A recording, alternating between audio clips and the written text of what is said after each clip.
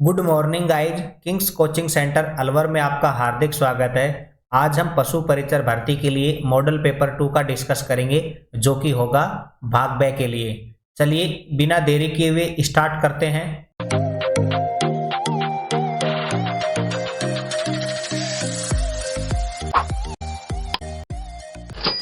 Question first, पशु 24 घंटे में से कितने घंटे जुगाली करता है? ऑप्शंस देखिए, 4 घंटे, 6 घंटे, 8 घंटे, 10 घंटे। तो हमारा यहाँ पर राइट आंसर हो जाएगा ऑप्शन सी, 8 घंटे। ये एक पशु सामान्यतः इतने घंटे जुगाली करता है। चलिए नेक्स्ट क्वेश्चन पर।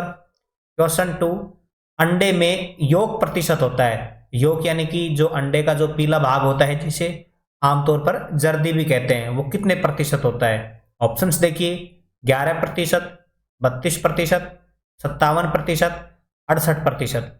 तो हमारा यहाँ पर राइट आंसर हो जाएगा ऑप्शन बी, 32%। यानी कि जो जर्दी होती है वो होती है 32%। इसी के साथ यदि हम बात करें झिल्ली की तो वो होती है 11%, और यदि हम अंडे की सफेदी की बात करें तो वो होती है 57%। चलिए नेक्स्ट क्वेश्चन पर। क्वेश्चन 3, मुर्गी पालन के लिए सबसे अच्छी विधि है। ऑप्शंस देखिए, गहरी बिछावन प्रणाली, विस्तृत प्रणाली, घर के पीछे मुर्गी पालन, या ऑप्शन डी बिछावन अहाता प्रणाली। तो हमारा यहाँ पर राइट आंसर हो जाएगा ऑप्शन ए, गहरी बिछावन प्रणाली, जो कि एक सघन प्रणाली का एक भाग है। इसके अंतर्गत जो दीवारें होती हैं वो 4 फुट तक तो पक्की होती हैं, और फिर उसके ऊपर जाली की बनी होती हैं, और इसके ऊपर जो छत होती है वो 3 सेट की बनी हुई होती है, जो कि मुर्गी पालन के लिए सबसे अच्छी विधि है। चलिए नेक्स्ट क्वेश्चन पर। क्वेश्चन 4, साइलेज बनाने का सबसे उपयुक्त समय है। ऑप्शंस देखिए, जनवरी से फरवरी, अप्रैल से जून, सितंबर से अक्टूबर, नवंबर से दिसंबर। तो हमारा यहाँ पर राइट आंसर हो जाएगा ऑप्शन सी, सितंबर से अक्टूबर। और ये जो साइलेज बनाया जाता है, इसके लिए जो सबसे उपयुक्त फसल है वो है ज्वार और मक्का। चलिए नेक्स्ट क्वेश्चन पर। क्वेश्चन 5, साइलेज बनाने की सर्वोत्तम विधि कौन सी है? ऑप्शंस देखिए, बुर्ज विधि, गर्त विधि, पूर्ण हस्त विधि, या ऑप्शन डी खाई विधि। देखिए, साइलेज बनाने के लिए जो क्रिया अपनाई जाती है उसे कहा जाता है साइक्लोइंग। तो इन विधियों के पीछे भी हम साइलो शब्द लगा सकते हैं, या ऑप्शन में हमें मिल सकता है। जैसे हम बात करें साइलो बुर्ज विधि, साइलो गर्ज विधि, या हम कहें साइलो खाई विधि। यानी कि साइलेज बनाने के लिए 3 विधि ही प्रचलित है। ऑप्शन सी वाली हमारी दूध धोने की विधि है। तो ये 3 विधि हो जाएंगी जो कि साइलेज बनाने के लिए काम आती हैं, लेकिन इनमें से जो सर्वोत्तम विधि है वो है हमारी साइलो बुर्ज विधि। जो गर्त विधि है या हम कहें खाई विधि है, इनमें जमीन के अंदर या जमीन के नीचे गड्ढा बनाकर साइलेज को स्टोरेज किया जाता है, जबकि जो बुर्ज विधि है इसमें साइलेज बनाया जाता है वो जमीन के ऊपरी भाग पर बनाया जाता है। चलिए नेक्स्ट क्वेश्चन पर। क्वेश्चन 6, भैंसों के नहाने और तैरने की क्रिया को कहा जाता है। ऑप्शंस देखिए, स्विमिंग, डॉकिंग, वेलोइंग, या कलिंग।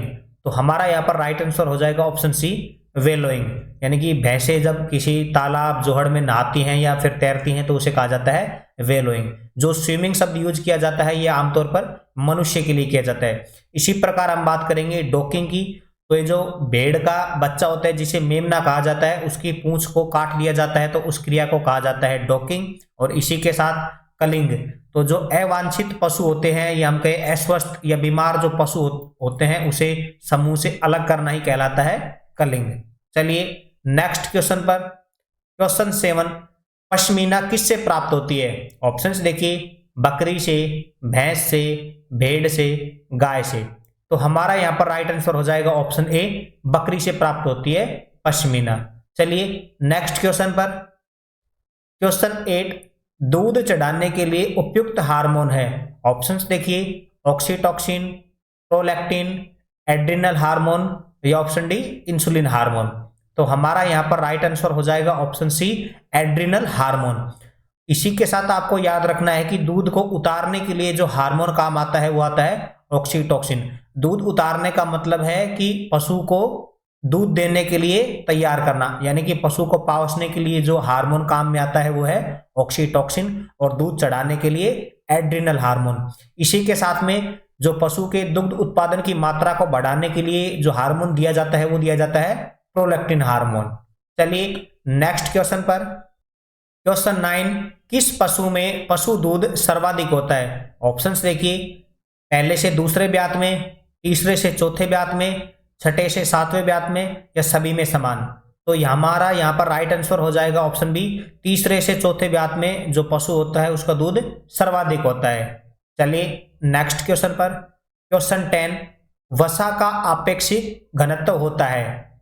ऑप्शंस देखिए, 0.54, 0.84, 0.93 या ऑप्शन डी 0.99। तो हमारा यहाँ पर राइट आंसर हो जाएगा ऑप्शन सी 0.93। और ये जो आपेक्षिक घनत्व है ये मापा जाता है लैक्टोमीटर की सहायता से। चलिए नेक्स्ट क्वेश्चन पर। क्वेश्चन 11, देसी घी में वनस्पति घी की मिलावट हेतु परीक्षण किया जाता है? ऑप्शंस देखिए, हंसा परीक्षण, वाउ डाउन परीक्षण, आयोडीन परीक्षण, नाइट्रेट परीक्षण। तो हमारा यहाँ पर राइट आंसर हो जाएगा ऑप्शन बी वाउ डाउन परीक्षण। यानी कि जो देसी घी होता है इसमें जो वनस्पति घी मिलाया जाता है उसकी जांच के लिए, उसके परीक्षण के लिए वाउ डाउन परीक्षण। जबकि भैंस के घी में गाय के घी के मिलावट के लिए जो परीक्षण किया जाता है वो किया जाता है हंसा परीक्षण। इसी के साथ दूध में स्टार्च का पता लगाने के लिए आयोडीन परीक्षण किया जाता है, और जो नाइट्रेट परीक्षण किया जाता है ये किया जाता है दूध में वर्षा जल की मिलावट के परीक्षण के लिए। चलिए नेक्स्ट क्वेश्चन पर। क्वेश्चन 12, राजस्थान में प्रथम महिला दूध उत्पादन सहकारी समिति स्थित है? ऑप्शन देखिए, भोजूसर बीकानेर, जोहड़बीड़ बीकानेर, बस्सी जयपुर ग्रामीण, या नोक जैसलमेर। तो हमारा यहाँ पर राइट आंसर हो जाएगा ऑप्शन ए भोजूसर बीकानेर में। चलिए नेक्स्ट क्वेश्चन पर। क्वेश्चन 13, केंद्रीय गाय अनुसंधान संस्थान कहाँ स्थित है? ऑप्शंस देखिए, बरेली, करनाल, मथुरा, मेरठ।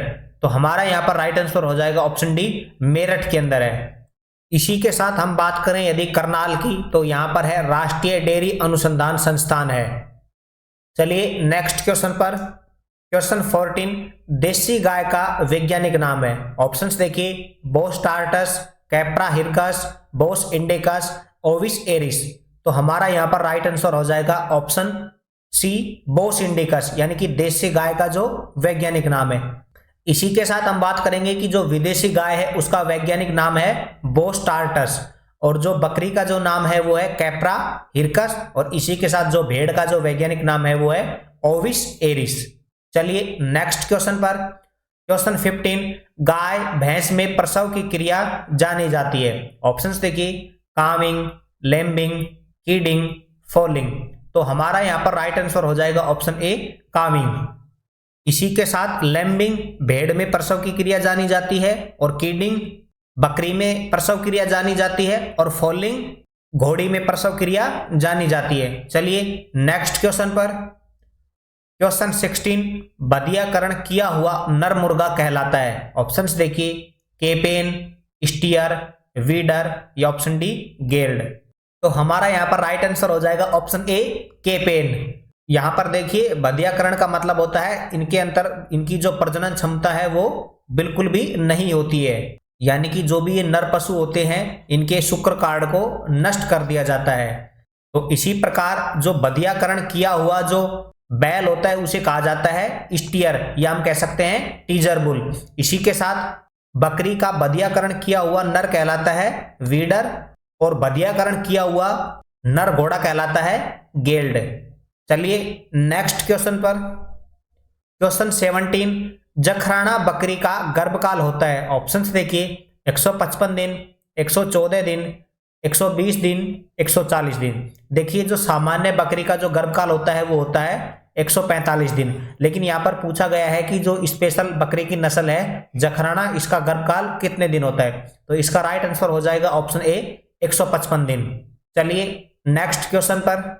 क्वेश्चन 18, पोल्ट्री में चिकन यानी कि ड्रेसिंग प्रतिशत पाया जाता है? देखिए इस क्वेश्चन को पहले मैं आपको समझाता हूं। पोल्ट्री का मतलब होता है मुर्गी फार्म, और जो मुर्गी के मांस को कहा जाता है वो कहा जाता है चिकन, यानी कि जो मुर्गी होती है उसका जो वजन होता है उसमें से जो उसका खाने योग्य जो मांस निकलता है, जो चिकन होता है वो कितना निकलता है, तो ये आपको यहाँ पर बताना है। ऑप्शंस देखिए, 49%, 65 से 70%, 55%, ये ऑप्शन डी 57%। तो हमारा यहाँ पर राइट आंसर हो जाएगा ऑप्शन बी 65 से 70%, यानी कि ऑप्शन बी। अब हम बात करेंगे कि अन्य किन पशुओं में कितना ड्रेसिंग प्रतिशत मांस होता है। तो सबसे पहले हम बात करेंगे बकरी की। तो बकरी में होता है 49%, इसी के साथ भेड़ में होता है 50%, फिर 55% होता है गाय के अंतर्गत, और 57% होता है भैंस के अंतर्गत मांस, यानी कि ये ड्रेसिंग प्रतिशत होता है इनका मांस का। इसी के साथ हम बात करेंगे जो सबसे अधिक होता है वो होता है सूअर में, और ये सूअर में कितना होता है, ये होता है 72%, जो कि सर्वाधिक है। चलिए नेक्स्ट क्वेश्चन पर। क्वेश्चन 19, ऊंट का वयस्क नर कहलाता है। ऑप्शंस देखिए, बुल, बक, मेया, टोडिया। तो हमारा यहां पर राइट आंसर हो जाएगा ऑप्शन सी मेया। जो ऊंट का वयस्क नर है वो मेया कहलाता है, जबकि ऊंट का जो जवान नर या हम कहें जो बच्चा होता है वो कहलाता है टोडिया। इसी के साथ जो गाय का जो जवान नर होता है वो कहलाता है बुल, और जो बकरी का जो जवान नर होता है वो कहलाता है बक। चलिए नेक्स्ट क्वेश्चन पर। क्वेश्चन 20, बकरी की जवान मादा कहलाती है। ऑप्शंस देखिए, हीफर, गोटलिंग, गिल्ट, या ऑप्शन डी फिल्ली। तो हमारा यहां पर राइट आंसर हो जाएगा ऑप्शन बी गोटलिंग। चलिए नेक्स्ट क्वेश्चन पर। क्वेश्चन 21, बकरी में प्रति मिनट श्वसन दर होती है। ऑप्शंस देखिए, 12 से 16, 5 से 7, 12 से 20, या 15 से 30। तो हमारा यहां पर राइट आंसर हो जाएगा ऑप्शन सी 12 से 20। इसी के साथ हम बात करें 5 से जो 7 बार होती है ये होती है ऊंट के अंतर्गत, और जो 12 से 16 होती है ये होती है भैंस और गाय के अंतर्गत। ये आपको याद रखने हैं सभी के सभी। चलिए नेक्स्ट क्वेश्चन पर। क्वेश्चन 22, भेड़ में मध्य चक्कर अवधि होती है। ऑप्शंस देखिए, 21 दिन, 16.5 दिन, 14 दिन, 28 दिन। तो हमारा यहां पर राइट आंसर हो जाएगा ऑप्शन बी 16.5 दिन, यानी कि 16.5 दिन। इसी के साथ हम बात करें गाय, भैंस या फिर बकरी में, तो इनमें जो मध्य चक्कर की अवधि होती है वो होती है 21 दिन। चलिए नेक्स्ट क्वेश्चन पर। क्वेश्चन 23, गाय की नस्ल जिसके कान पत्ते की तरह लटके हुए होते हैं। ऑप्शंस देखिए, गिर, राठी, साहिवाल, कांकरेज। तो हमारा यहां पर राइट आंसर हो जाएगा ऑप्शन ए गिर। चलिए नेक्स्ट क्वेश्चन पर। क्वेश्चन 24, भारत की सबसे भारी गाय की नस्ल कौन सी है। ऑप्शंस देखिए, गिर, हरियाणा, कांकरेज, थार पारकर। तो हमारा यहां पर राइट आंसर हो जाएगा ऑप्शन सी कांकरेज, और इस कांकरेज का जो उपनाम है वो है सांचोरी, यानी कि इसे सांचोरी नाम से भी बुलाया जाता है। चलिए नेक्स्ट क्वेश्चन पर। क्वेश्चन 25, विश्व में सबसे लंबा दुग्ध काल गाय की कौन सी नस्ल में पाया जाता है। ऑप्शंस देखिए, जर्सी, आयरशायर, ब्राउन स्विस, या होल्स्टीन फ्रीजियन। देखिए ये जो भी चारों के चारों जो नस्ल है ये सभी की सभी दुधारू गाय की नस्ल है, लेकिन जो सबसे लंबा दुग्ध काल होता है वो होता है जर्सी गाय का। तो हमारा यहां पर राइट आंसर हो जाएगा ऑप्शन ए। चलिए नेक्स्ट क्वेश्चन पर। क्वेश्चन 26, गायों का घर या हम कहें कि देश के नाम से प्रसिद्ध है। ऑप्शंस देखिए, इंडिया, इंग्लैंड, स्कॉटलैंड, स्विट्जरलैंड। तो हमारा यहां पर राइट आंसर हो जाएगा ऑप्शन डी स्विट्जरलैंड। इसी के साथ हम बात करें कि भारत देश को किस पशु का घर कहते हैं या देश कहते हैं। तो आपको याद रखना है कि भैंसों का जो घर है वो है भारत देश। आपको ये आसानी से याद भी हो जाएगा कि दोनों में जो पीछे शब्द आ रहा है वो आ रहा है भय भय, भैंस और भारत, यानी कि भैंसों का घर कहते हैं भारत देश को। चलिए नेक्स्ट क्वेश्चन पर। क्वेश्चन 27, विश्व में सर्वप्रथम पाला गया पालतू जुगाली पशु था। ऑप्शंस देखिए, भेड़, बकरी, गाय, या फिर भैंस। तो हमारा यहां पर राइट आंसर होगा वो होगा ऑप्शन ए भेड़। नेक्स्ट क्वेश्चन 28, विश्व की सबसे महीन ऊन प्राप्त होती है। ऑप्शंस देखिए, मैरिनो नस्ल से, रेम्बुले नस्ल से, दोनों से, या ऑप्शन डी लिंकन से। तो हमारा यहां पर राइट आंसर हो जाएगा ऑप्शन सी दोनों से। जो मैरिनो भेड़ होती है उससे और जो रेम्बुले नस्ल होती है उससे, इन दोनों से ही महीन ऊन प्राप्त होती है। चलिए नेक्स्ट क्वेश्चन। क्वेश्चन 29, ऊंट के मुंह में कुल स्थायी दांत होते हैं। ऑप्शंस देखिए, 30, 32, 34, 36। तो हमारा यहां पर राइट आंसर हो जाएगा ऑप्शन सी 34, यानी कि 34 कुल दांत होते हैं। जबकि हम बात करें कि जो पशु जुगाली करते हैं जैसे कि गाय, भैंस, भेड़, बकरी, इनके अंतर्गत कुल स्थायी कितने दांत होते हैं? तो इनके अंदर होते हैं 32 दांत। और इनके अंदर जो दांत होता है एक कील दांत या जिसे हम रदनक दांत भी कहते हैं, वो इनके अंदर अनुपस्थित होता है। चलिए नेक्स्ट क्वेश्चन पर। क्वेश्चन 30, दूध सुखाने की सर्वोत्तम विधि है। ऑप्शंस देखिए, पूर्ण समाप्ति, अपूर्ण दोहन विधि, ऑप्शन सी दोनों, या ऑप्शन डी कम चारा खिलाना। तो हमारा यहाँ पर राइट आंसर हो जाएगा ऑप्शन बी, अपूर्ण दोहन विधि। देखिए दूध सुखाने का यहाँ मतलब क्या है कि जब पशु गर्भित अवस्था में होता है तो उसका जो प्रसव होने से पहले उसका दूध सुखा दिया जाता है ताकि उसकी अच्छी देखभाल हो सके। और वो दूध सुखाया जाता है तो वो अपूर्ण दोहन विधि के द्वारा सुखाया जाता है, यानी कि धीरे धीरे निकालना बंद किया जाता है। पहले कम निकालेंगे, फिर और कम निकालेंगे, फिर और कम, और फिर लास्ट में पूर्ण रूप से निकालना बंद कर देते हैं, जो कि दूध सुखाने की सर्वोत्तम विधि है। यदि हम अचानक से या एकाग्र पूर्ण समाप्त कर देंगे दूध निकालना तो पशु खराब भी हो सकता है, यानी कि पशु की हालत भी नाजुक हो सकती है। चलिए नेक्स्ट क्वेश्चन पर। क्वेश्चन 31, बछड़े में सींग रोदन की उपयुक्त आयु है। ऑप्शंस देखिए, जन्म से 10 दिन तक, 10 दिन बाद, 1 माह बाद, किसी भी समय। तो हमारा यहाँ पर राइट आंसर हो जाएगा ऑप्शन ए, जन्म से 10 दिन तक कभी भी हम सींग रोदन कर सकते हैं बछड़े में। चलिए नेक्स्ट क्वेश्चन पर। क्वेश्चन 32, भेड़ की आंखों के चारों ओर ऊन हटाने की क्रिया को कहा जाता है। ऑप्शंस देखिए, आइंग, रिंगिंग, टैगिंग, फ्लैशिंग। तो हमारा यहाँ पर राइट आंसर होगा ऑप्शन ए, आइंग, यानी कि जब भेड़ की आंखों के चारों ओर ऊन हटाई जाती है तो उसे कहा जाता है आइंग।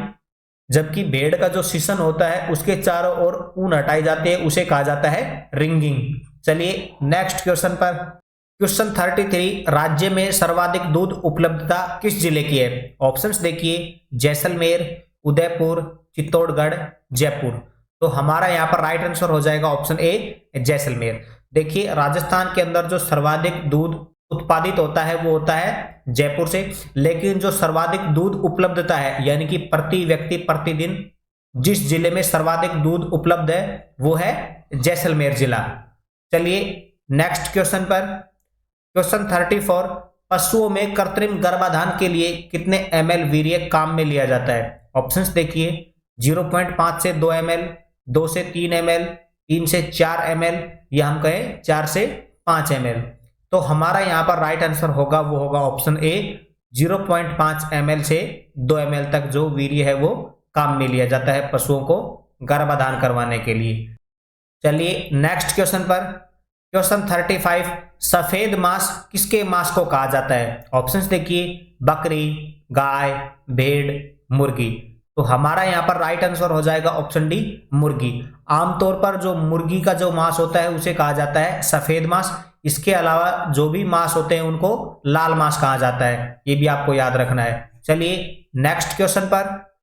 क्वेश्चन 36, पशुपालन में विनिंग शब्द का अर्थ होता है। ऑप्शंस देखिए, बछड़े को मां के साथ रखकर पालना, बछड़े को मां से अलग रखकर पालना, पशु को मारकर खा जाना, या पशु को जिंदा जला देना। तो हमारा यहाँ पर राइट आंसर हो जाएगा ऑप्शन बी, बछड़े को मां से अलग रखकर पालना कहलाता है वीनिंग, और जबकि बछड़े को मां के साथ रखकर पालना कहलाता है सकलिंग। ये आपको दोनों ही शब्द याद रखने हैं, वीनिंग और सकलिंग। चलिए नेक्स्ट क्वेश्चन पर। क्वेश्चन 37, बकरियों द्वारा झाड़ियों व पेड़ को खाना क्या कहलाता है। ऑप्शंस देखिए, ब्रूसिंग, ग्रूमिंग, एरोविंग, या ऑप्शन डी उपरोक्त सभी। तो हमारा यहाँ पर राइट आंसर होगा ऑप्शन ए, ब्रूसिंग। इसी के साथ हम बात करें ग्रूमिंग की, तो जो पशु की त्वचा होती है उसके ऊपर या हम कहें उनके बालों के ऊपर कंघी करना या ब्रश से उनको साफ करना कहलाता है ग्रूमिंग। चलिए नेक्स्ट क्वेश्चन पर। क्वेश्चन 38, भारतीय डेयरी अनुसंधान संस्थान के द्वारा विकसित प्रथम इन विट्रो बछड़ा कौन सा है। ऑप्शंस देखिए, भारत, प्रथम, प्रथमा, या ऑप्शन डी गरिमा। तो हमारा यहाँ पर राइट आंसर हो जाएगा ऑप्शन बी, प्रथम।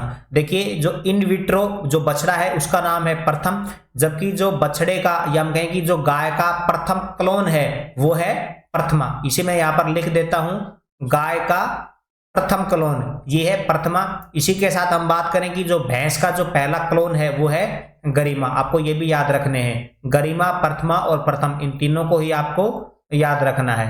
चलिए नेक्स्ट क्वेश्चन पर, क्वेश्चन 39, जानवरों के व्यवहार का अध्ययन क्या कहलाता है? ऑप्शंस देखिए, ओस्टियोपोरोसिस, एलोवेली, इथोलॉजी या ऑप्शन डी इनमें से कोई नहीं। तो हमारा यहाँ पर राइट आंसर हो जाएगा ऑप्शन सी, इथोलॉजी। जबकि जो हड्डियों का जो अध्ययन कहलाता है वो कहलाता है ओस्टियोपोरोसिस।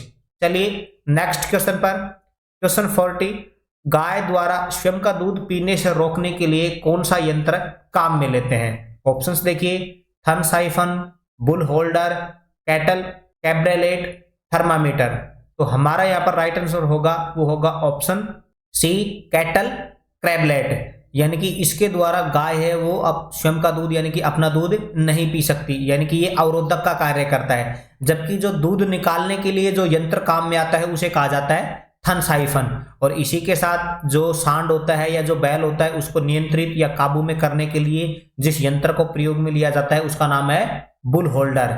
चलिए नेक्स्ट क्वेश्चन पर, क्वेश्चन 41, पशुशाला में पशु बांधने की उत्तम विधि कौन सी है? ऑप्शंस देखिए, पूंछ विधि, मुंह से मुंह विधि, मुंह से पूंछ विधि या ऑप्शन डी सभी। तो हमारा यहाँ पर राइट आंसर हो जाएगा ऑप्शन ए, पूंछ से पूंछ विधि। यानी कि एक पशु का इधर मुंह है और इधर पूंछ है, तो दूसरे पशु का इधर पूंछ होगी और इधर मुंह होगा, इस तरह उनको बांधा जाता है। चलिए नेक्स्ट क्वेश्चन पर, क्वेश्चन 42, किस पशु का दूध टीबी व मलेरिया के प्रति प्रतिरोधी होता है? ऑप्शंस देखिए, गाय, भैंस, बकरी, भेड़। तो हमारा यहाँ पर राइट आंसर होगा वो होगा ऑप्शन सी, बकरी। यानी कि बकरी का दूध है उसके अंतर्गत प्रतिरोधी जो क्षमता है वो अधिक होती है, और वो भी किसके प्रति? तो वो होती है टीबी और मलेरिया के प्रति। चलिए नेक्स्ट क्वेश्चन पर, क्वेश्चन 43, गाय, भैंस, बकरी व मुर्गी में मैथुन की क्रिया जानी जाती है। मैथुन का मतलब होता है समागम, समागम कहें या हम कहें मैथुन एक ही बात है। तो जो गाय, भैंस, बकरी या मुर्गी में जो समागम की क्रिया होती है उसे कहा जाता है सर्विंग। यानी कि हमारा यहाँ पर राइट आंसर होगा ऑप्शन ए, सर्विंग। इसी के साथ हम यदि बात करें कि जो भेड़ों में जो मैथुन की क्रिया या हम कहें कि समागम की क्रिया होती है वो होती है टपिंग। चलिए नेक्स्ट क्वेश्चन पर, क्वेश्चन 44, दूध का सबसे परिवर्तनशील घटक कौन सा है? ऑप्शंस देखिए, वसा, प्रोटीन, लैक्टोज या ऑप्शन डी खनिज लवण। तो हमारा यहाँ पर राइट आंसर होगा ऑप्शन ए, वसा। वसा है वो सबसे अधिक चेंज हो जाती है दूध में। यानी कि हम कह सकते हैं कि जैसे घी होता है उसके अंदर जो वसा की मात्रा होती है वो 90% होती है, लेकिन यदि जब उसे छाछ बन जाती है तो उसमें इसका मान चेंज हो जाता है। फिर दही बनता है तो भी चेंज हो जाता है। यानी कि जैसे जैसे दूध से जो बनने वाले प्रोडक्ट हैं वो चेंज होते हैं तो वसा का मान भी सबसे अधिक चेंज हो जाता है। और जो अपरिवर्तनशील है यानी कि जो सभी में लगभग समान मात्रा में होता है वो है लैक्टोज। यानी कि लैक्टोज है अपरिवर्तनशील घटक। दूध में भी उतना ही होता है जितना ये घी में होता है, जितना घी में होता है उतना ये छाछ में होता है और उतना ही दही में होता है। यानी कि इसी के कारण जो दूध और दूध से बनने वाले जो प्रोडक्ट है वो मीठे लगते हैं। यानी कि ये प्राकृतिक शर्करा है लैक्टोज। चलिए नेक्स्ट क्वेश्चन पर, क्वेश्चन 45, 8 से 20 सप्ताह की आयु के चूजों को दिए जाने वाला राशन कहलाता है। ऑप्शंस देखिए, starter ration, grower ration, layers ration, flushing ration. तो हमारा यहाँ पर राइट आंसर होगा वो होगा ऑप्शन बी, ग्रोवर राशन। देखिए सबसे पहले जो चूजों को दिए जाने वाला राशन है वो है स्टार्टर यानी कि आरंभिक राशन। फिर उसके बाद में उनको ग्रो करने के लिए जो आहार दिया जाता है वो दिया जाता है ग्रोवर राशन। और ये जो ग्रो उनको करने के लिए दिया जाता है ये दिया जाता है 8 से 20 सप्ताह तक। और जो स्टार्टर राशन है ये दिया जाता है उनको पहले सप्ताह से 8वें सप्ताह तक। इसके बाद में जिन मुर्गियों से अंडे उत्पादित करवाए जाते हैं उनको दिया जाता है लेयर्स राशन। तो चलिए इस मॉडल पेपर सेकंड से हमारे क्वेश्चन यहाँ पर कंप्लीट होते हैं। अब हम मिलेंगे नेक्स्ट मॉडल पेपर में।